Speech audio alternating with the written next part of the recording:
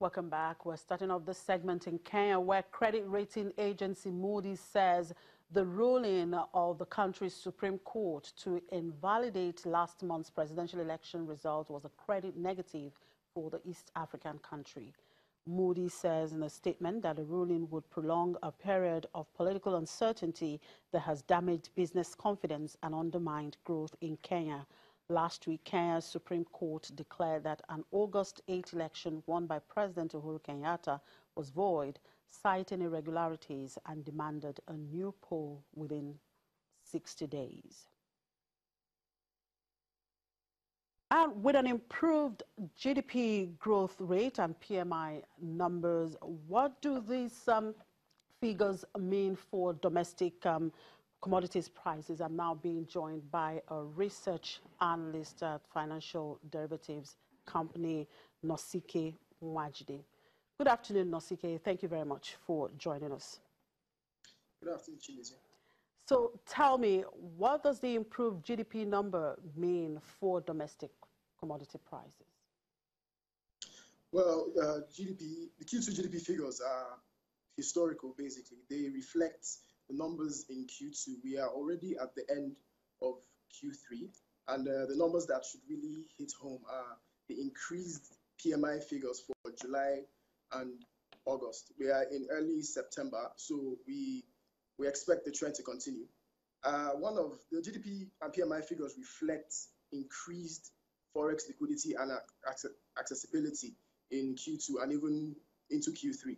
The CBN continued with the aggressive intervention. It was backed up by increased foreign reserves because oil production had been stable and even oil prices had been stable. So it had increased ammunition to defend to continue its aggressive intervention with.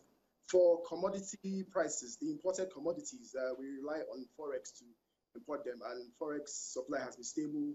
So because of that relative stability, we expect that going forward in the next couple of months, that the prices of imported commodities like sugar and flour will remain stable and could even might be pressured to even go lower towards the end of the year. For domestic commodities, the big issue is seasonality. This is September. September is officially the beginning of the harvest season. There's a time lag between the beginning of the harvest season and when the increased production from the harvest or increased supply from the harvest will hit the market. So in the next couple of months, we'll probably see a reduction in prices of domestic commodities. Now, Nosike, for an average Nigerian like you and I, what matters to us is what we're able to see out there when we get into the market. We're able to see that the prices are actually coming down. If, let's say, we are out of recession, why haven't we seen any impact of this improving macroeconomic conditions on prices?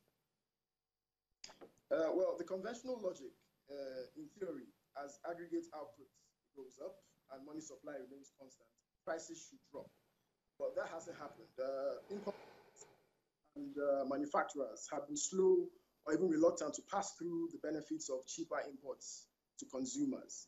At the time when prices were rising, they were also slow to pass on the cost of more expensive imports to consumers. So I think it's common sense that they would also take their time to recoup lost profits over time. And there's also diesel operational and logistics costs remain high. We expect that because we see diesel prices have been falling over the year. I mean, early this year, they were as high as 200. Now, I think they're about 160. So if these prices keep falling and with some support from the NNPC, we heard that even petrol prices might about 142 now. These prices should help lower the costs of these manufacturers, and eventually they could, push through some of that benefits to us, the consumers. But that's more of a medium-term goal. Right now, I don't see that happening. Well, you talked about manufacturers trying to recoup prices. One would wonder, for how long are we going to now begin to see these prices come down, for instance, going into the market, perhaps to get a carton of Indomie, and you find out that the prices are now tapering down. For how long? How long are Nigerians going to wait to see this happen? Well, we might have to wait till early next year. I mean, it's not just Forex, not just the cost of imported raw materials. It's also, as I mentioned earlier, logistic and operational costs. As long as the gas constraints continue to hamper power production, the alternative is diesel. And diesel prices, the cost of power